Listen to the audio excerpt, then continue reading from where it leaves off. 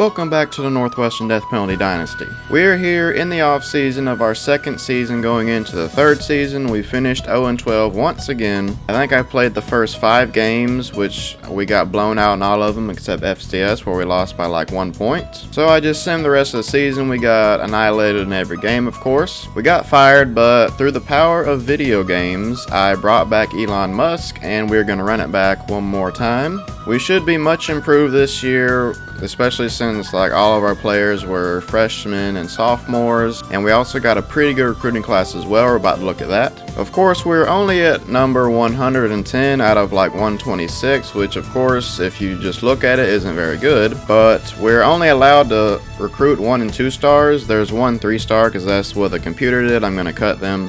But we got 18 2-stars, and a lot of them are as good as 3 stars, and some of them are even as good as 4 stars. Overall, this was a fantastic recruiting class, and we're about to look at them in just a minute.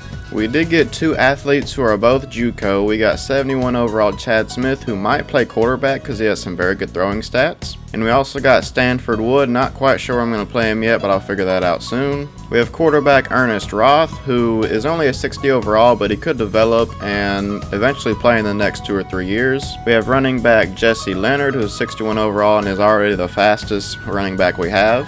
We got this very good JUCO receiver, Al Sanchez. He's a 68 overall with 89 speed. Got 64 overall tight end Dustin Higgins. We got center Joe Small, who is already a huge upgrade from Alex Coe, who was a 51 overall last year. We got freshman defensive end Xavier Covington, another 63 overall defensive end in Jesse McLean. A few defensive tackles who are all like around 50, so that's not amazing. Got a JUCO outside linebacker in Jimmy Wade. Quite possibly the best recruit we got was Kevin Carter, who was a 68 overall outside linebacker. And we also got Antoine Jackson, who was 62 overall. And the highest overall we got was punter, who's also going to be the kicker, Jonathan Murphy, who has like 90 kick power, is already a 79 overall, so he's going to be our kicker for the next 4 years. Looking at the training results, we have many players who got some big upgrades. Joey Taylor is up to an 85 overall. He is up to 97 speed as well, 91 acceleration.